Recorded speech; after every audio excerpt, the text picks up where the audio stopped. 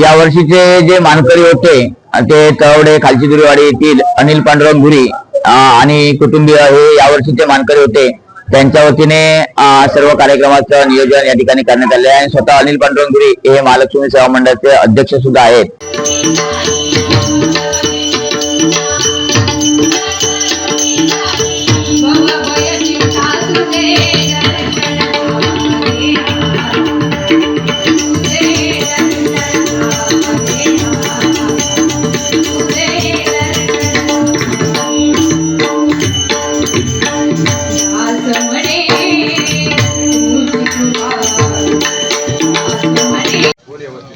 खरोखरच प्रथम या ठिकाणी येऊन आधी आनंद झाला, कारण इतकी भाविकांची गर्दी मी पहिल्यांदाच पाहिली.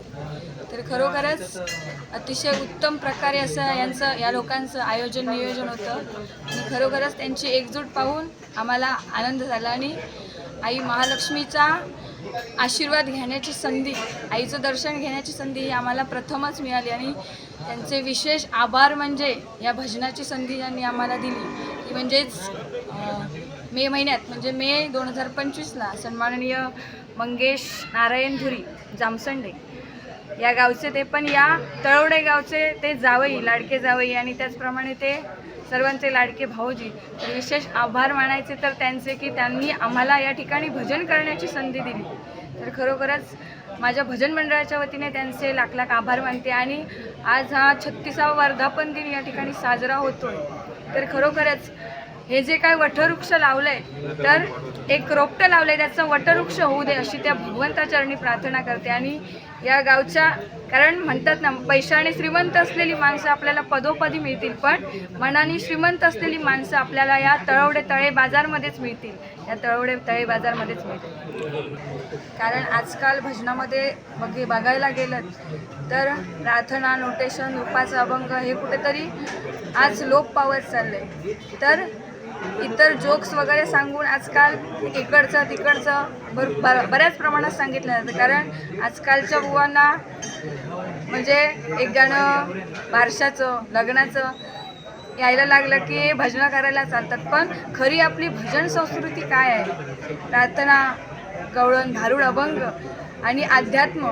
कारण आजकाल या मोबाईलमुळे खरं तर सांगायला गेलं तर अध्यात्म हे कुठेतरी मागे विसरत चालली आहेत लोक. कारण आज लहान मुलांना जर विचारायला गेलं तर रामाची सीता कोण, तर त्यांना प्रश्न पडतो. मग अशा गोष्टी काही आहेत ज्या भजनाच्या माध्यमातून लहान मुलांपासून ते मोठ्यांपर्यंत पोचवता येतील, ही काळजी मी प्रत्येक भजनामध्ये घेत असते. म्हणून थोडं ना थोडकं काय मोडकं येईल ते अध्यात्म या मी भजनामध्ये सांगत असते.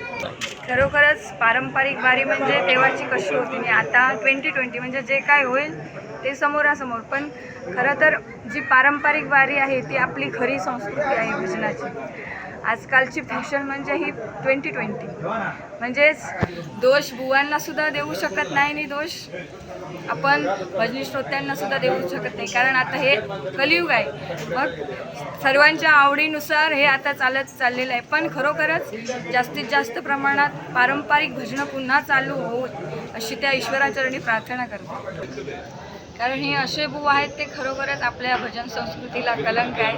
कारण सांगायला गेलं तर आपण भजनाच्या माध्यमातून व्यसन करू नका असं सांगतो, पण हेच बुवाच व्यसन करून भजन करतात. मग हे लोकांपर्यंत काय पोचवणार आहेत की व्यसनाधीश होऊ नका म्हणून.